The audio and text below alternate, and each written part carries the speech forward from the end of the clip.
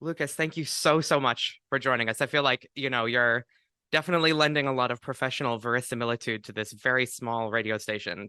Oh, no, of course. I'm happy to be here. I mean, I'm a huge fan. I've been really excited about Heavy Moss.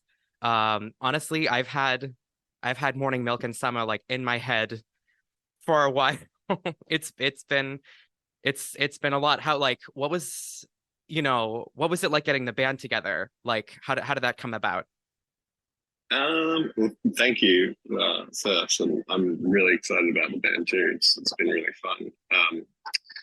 Yeah, I guess it happened kind of organically, which is nice. Like I've always been writing stuff on my own and on the side, and um, just kind of thinking that I could be a bedroom musician, like making music on my own.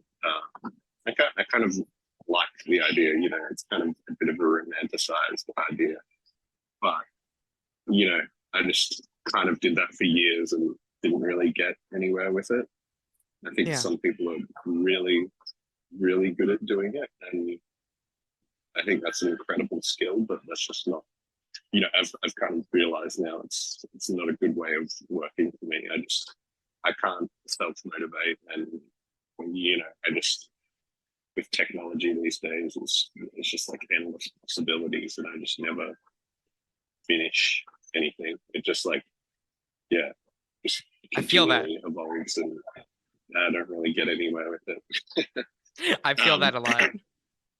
yeah. Anyway, I moved out of the city a year ago and ran into an old friend who used to drum in like one of the first bands I had called Atolls, and yeah, we just ran into each other in Geelong, which is where I had moved to, and we hadn't seen each other in years, and we obviously caught up.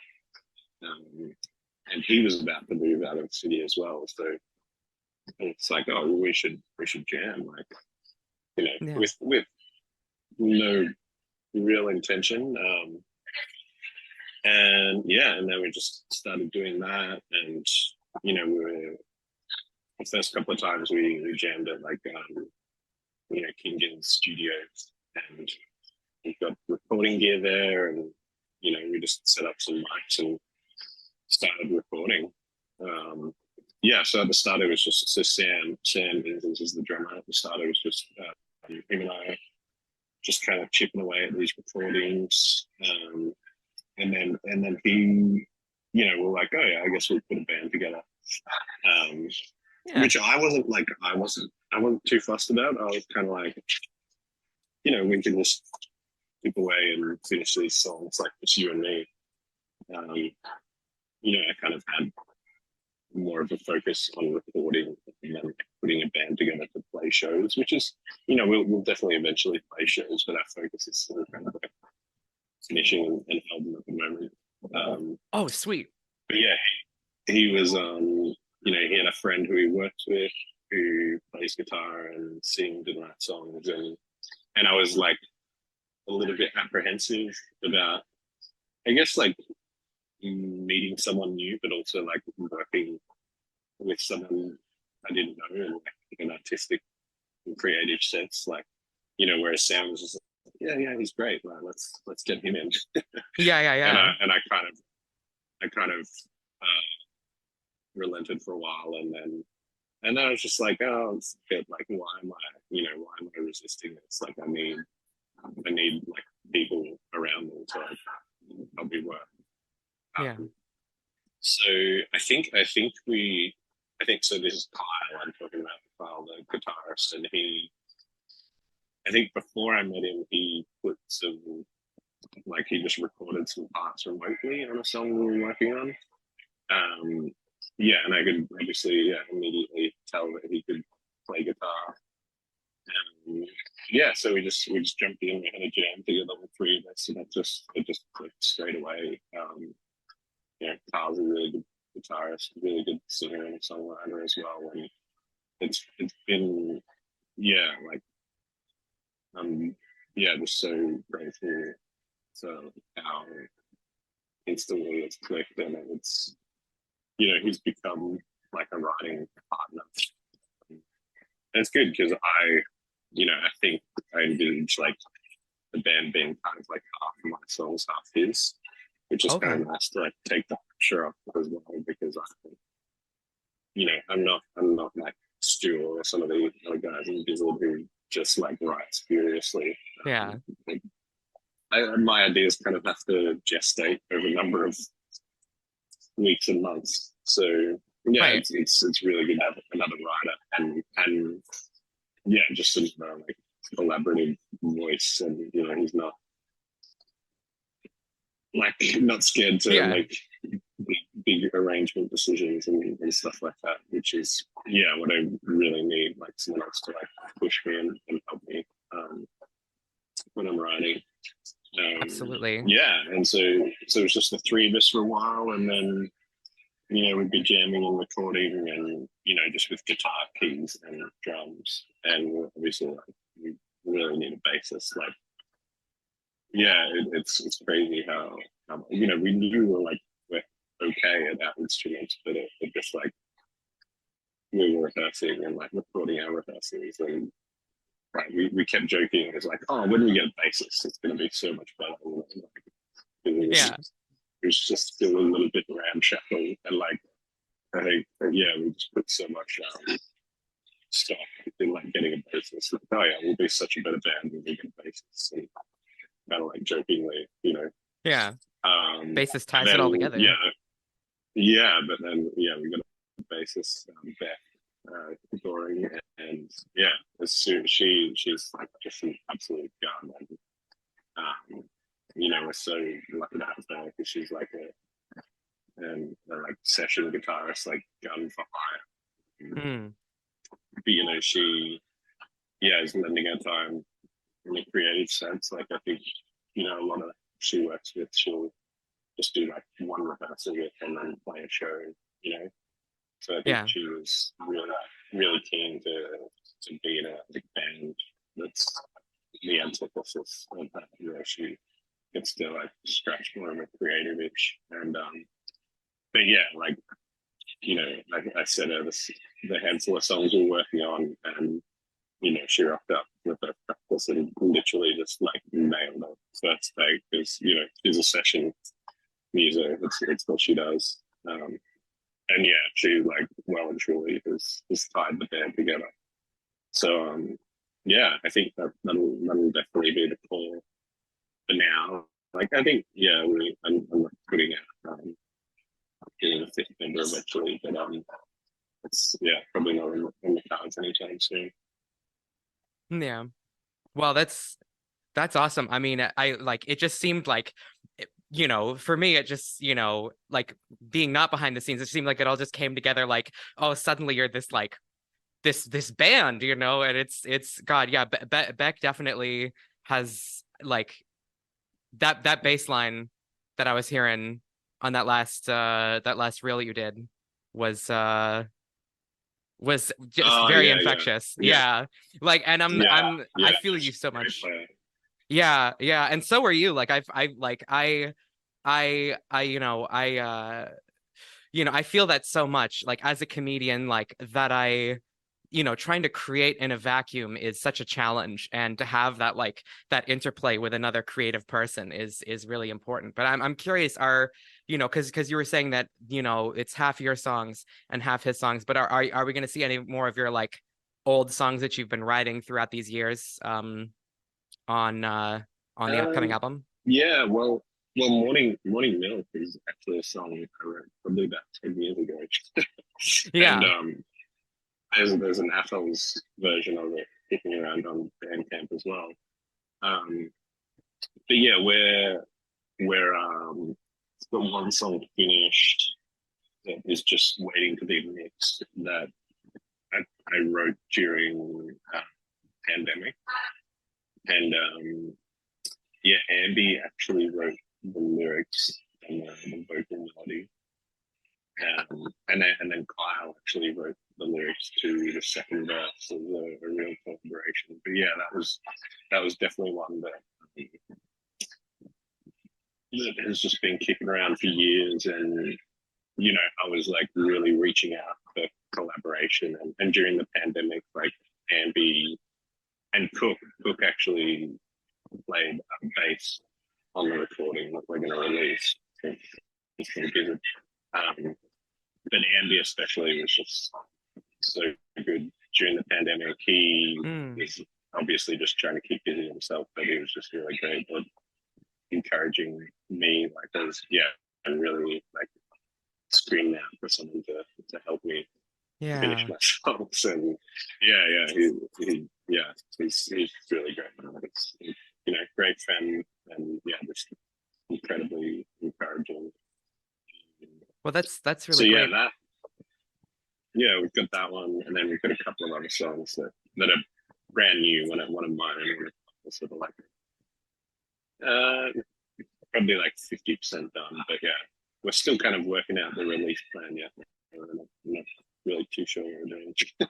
Yeah. Well, I mean, I know that there are a lot of people who are looking forward to that. I mean, I know that that's like, do you feel that that's like added pressure, or is it like more liberating to know that like, yeah, people will listen to this and people will like, that there are a lot of people, because of your work with Gizzard who are, who know you and who know your creative talent and are like already dedicated fans like myself. Yeah, no, 100%.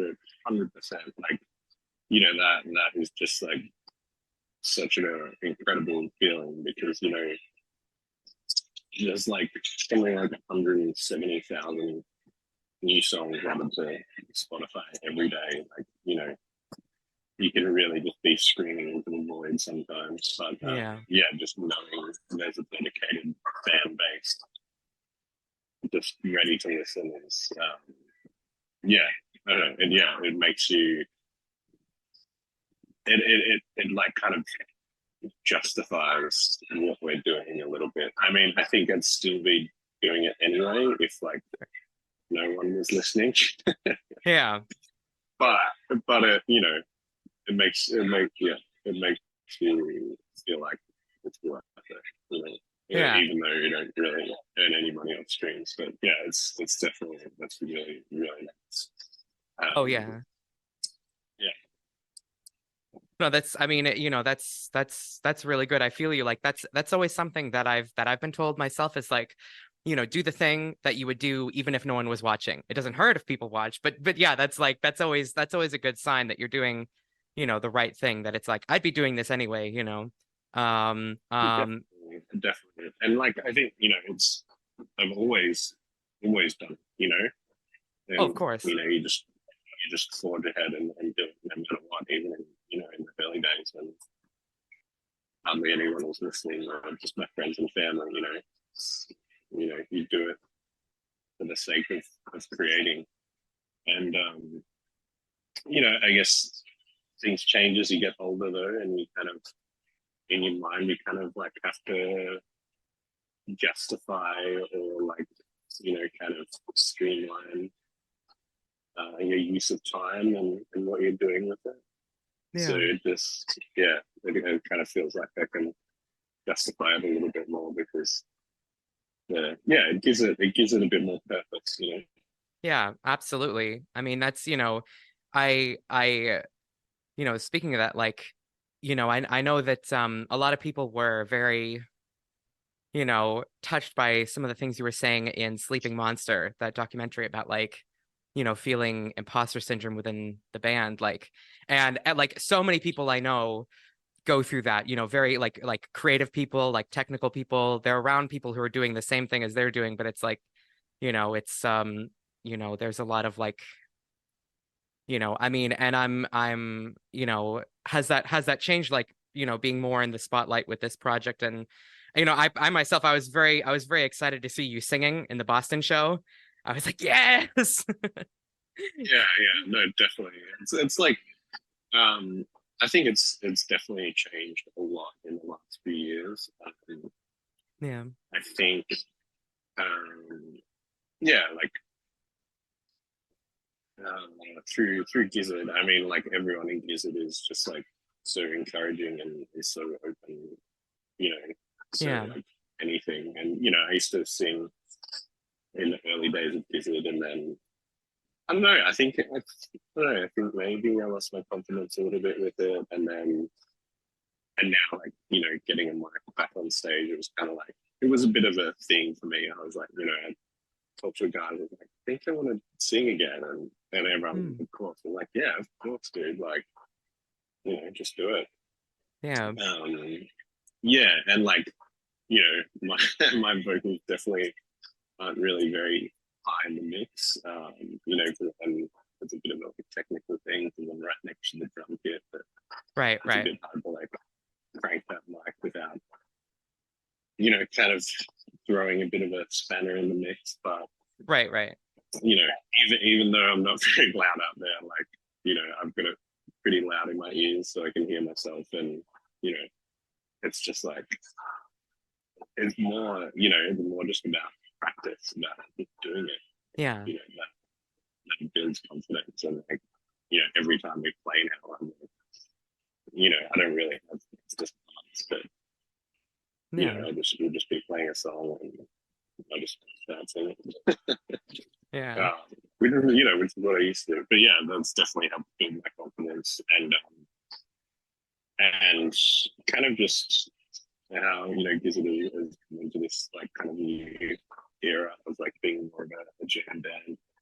That's definitely given me more confidence just as a musician, and yeah, I feel like I'm slowly becoming like I kind of used to consider myself like a technician or a mechanic more than an engineer. Yeah. in like if that metaphor makes sense, but now I feel like I'm like the needle slowly, ever so slightly tipping the other way for me. Just having like confidence in what I'm doing. The confidence just to like not knowing where the song is going, but just being confident in my own ability, and then we can kind of take it anywhere, and that's kind of the that's the joy in it. Just, we don't know where it's going to go sometimes, but we just surprise ourselves. And it just keeps us on our toes, and it makes it stimulating for us up there. Yeah. I mean, it's definitely like, I feel like y'all have like leveled up, and definitely that improvisation, I've done a lot of like comedy improvisation, and there is definitely that feeling of like you're in the same boat. If like the boat sinks, you're in it together. It's not, it's a very collaborative thing. But I really feel like just, in the last few years, like the band has like, has gotten even better. Like obviously it's my favorite. Before I have a couple fishing for fishies tattoos, like I'm very into it, but it definitely has like, now it has this, I don't know, with the jamming and everything, and I really like Ice, Death, Planets, Lungs, Mushrooms, and Lava, that being the most collaborative record. Like it has this like, that definitely has such power that I feel like some of the earlier ones, like, I don't know, it's a specific thing. That record was the turning point when we went to learn those songs live. We were like, well, we can't. There's no way we can play these songs like note for note and recreate the recording. So we just, kind of, take the template and kind of jam. Obviously, there's a few cues and sections that are like it's been like in a recording, but then it just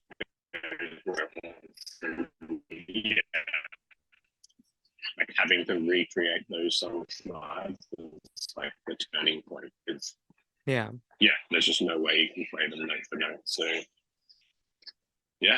that's it. Like, to make it up as we go along. And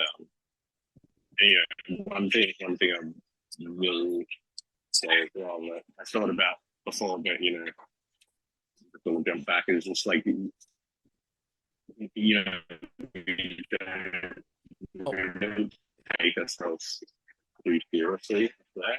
Like even when we're playing in front of 10,000 people, like we make mistakes. Like, you know, right. sometimes the crowd might not notice it, but like, you know, sometimes we make horrendous mistakes. And like, you know, sometimes we'll stop and be like, I think in any art form, like, you just can't take yourself too seriously. And Right. you know, like I'll make mistakes and I'll like get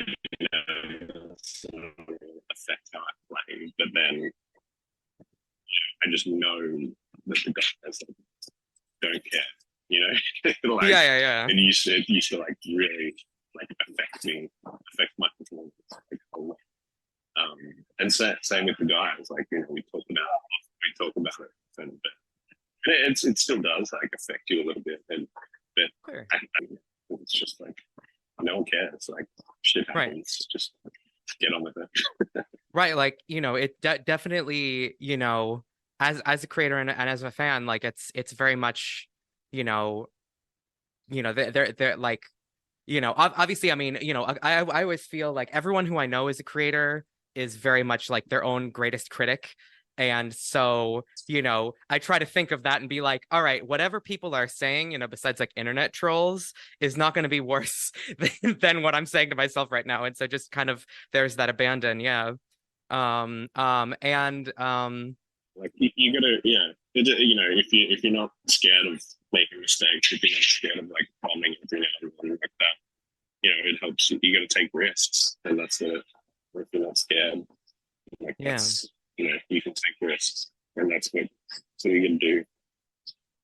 Yeah, I was curious because because this is a new radio station and I'm wanting to you know, center all different kinds of music. So I have a couple different questions about the music that you like, like what like like what music kind of gets you through the day, like because I know that Gizzard for me is like a I listen, I have like a King Gizzard playlist for like when I'm like showering or when I'm anxious or like when I'm just like just trying to get like it's definitely been like a daily companion, but like what kind of music is like your kind of your companion, like, and also like what artists do you think that people should know that like we just don't, like local scene artists or whatever, like that sort of thing. Well, I think I'll start by putting it this way: if I was like a Gizzard fan, like I know there's like sects of the Gizzard, you know, fan base that like, love the metal stuff or love the jazzy stuff or love the soft stuff. Like I think I would, my favorite is Gizzard's love would definitely be the softer stuff. Like, yeah, I think yeah, people might be surprised to know that I definitely love the softer side of Gizzard, and Yeah. and I would say like most of the music that I like listen to.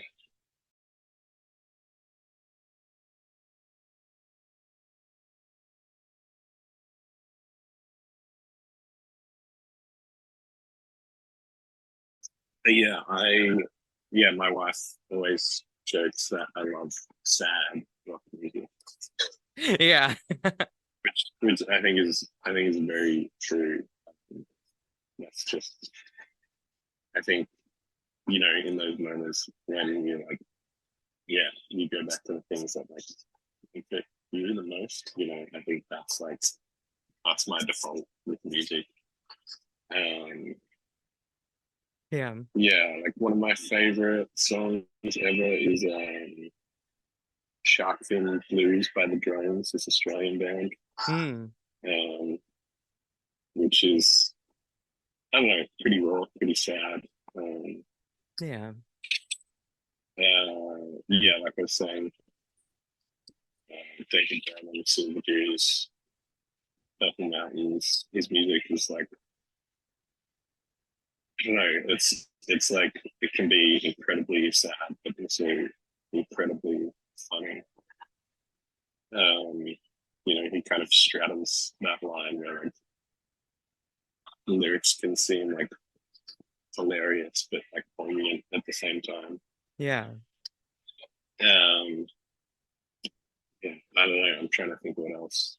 I guess something that's, I guess, maybe a bit more expected is like Unknown Mortal Orchestra. Um, Hmm. yeah, because I feel like they kind of straddled the line where it's like, it's rock music, but it has like a real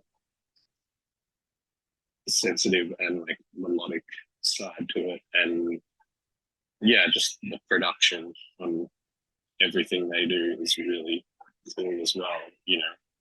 It's kind of sounds like it's like wrapped in a blanket and there's like socks over the microphones or something.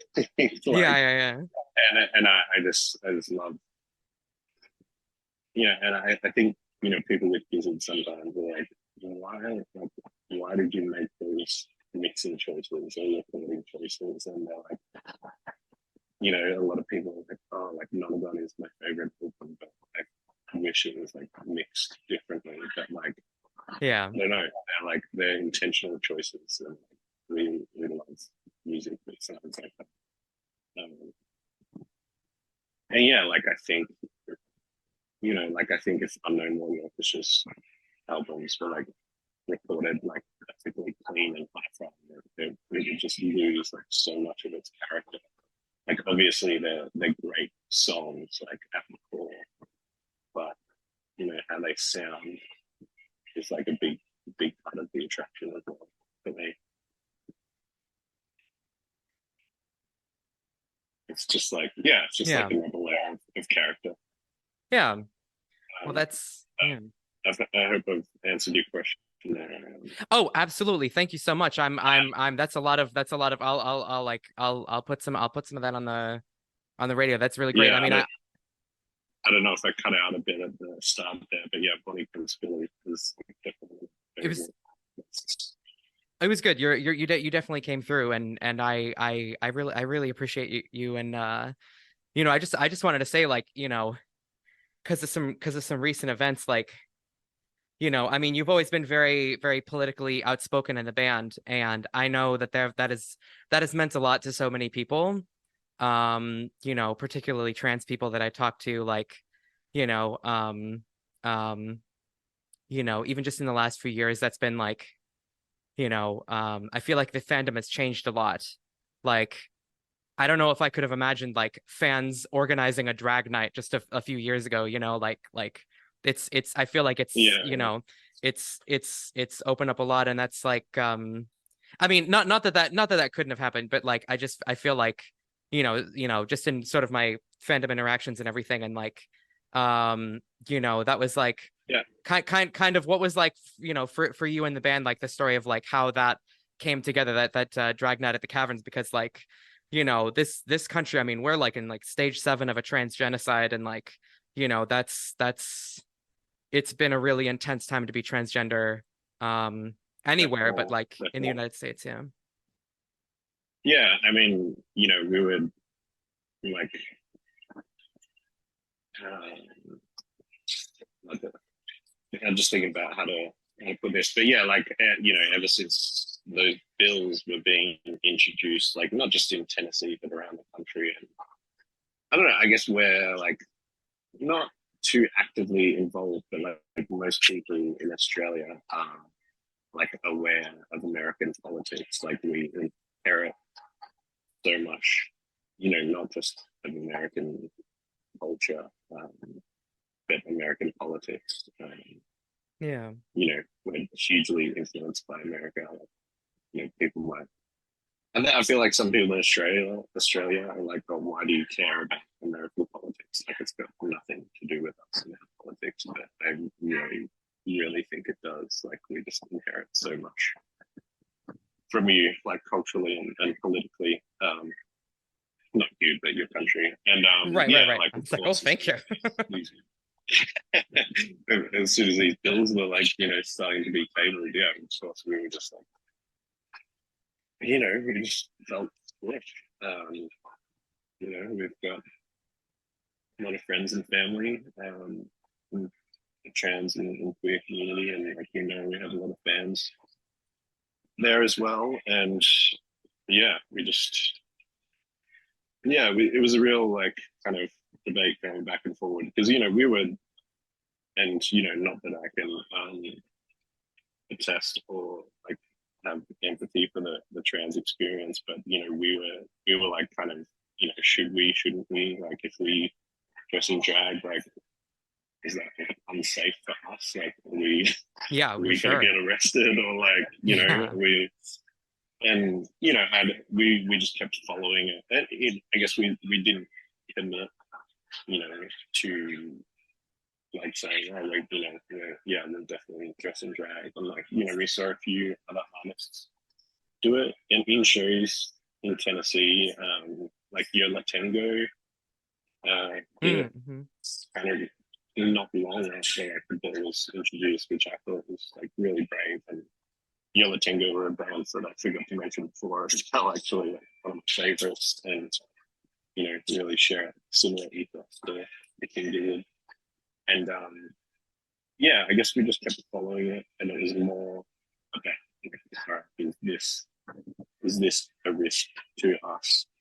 Sure. And a risk to the event and our fans. And yeah, we just kept following it, and obviously we saw that that, I think it was Echo, or like probably a few the other like hardcore Gizz heads that organized the drag night, which definitely gave like us confidence in doing it.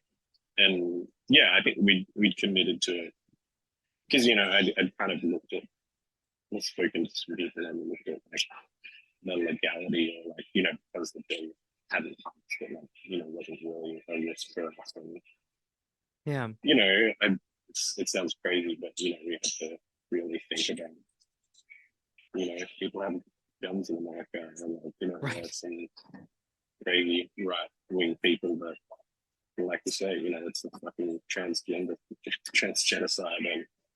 And anyway, like I guess like another that made us really confident in doing it is like the venue obviously really strict on their guns. And Yeah. yeah, just knowing, I think that our fans are really behind no matter what. And yeah, I think through it all, it's and as I say, like us feeling scared is nothing.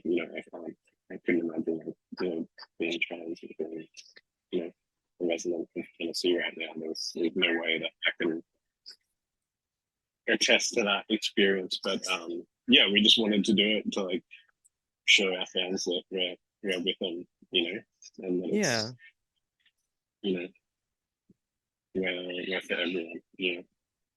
Yeah, that's, I really appreciate that. I know so many people really appreciate that, like, because like, I think, I mean, music is a very like, I mean, like once you put music out there, it's, once you put anything out there, it's very like it can become very personal for someone, like without you even doing anything. Like Definitely.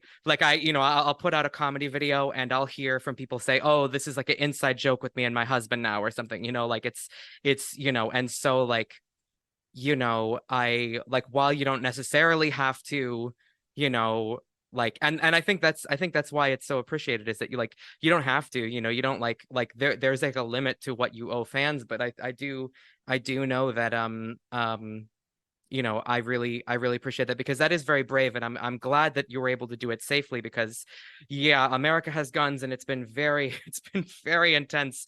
I mean, at the end of the day, it was something for us that was very very easy to do as you know cis hetero white men. You know, Yeah. to show Yeah. to show support, because we like we've when we're not as targeted. So it's Yeah. something that's like easy, so easy for us to do, to show support.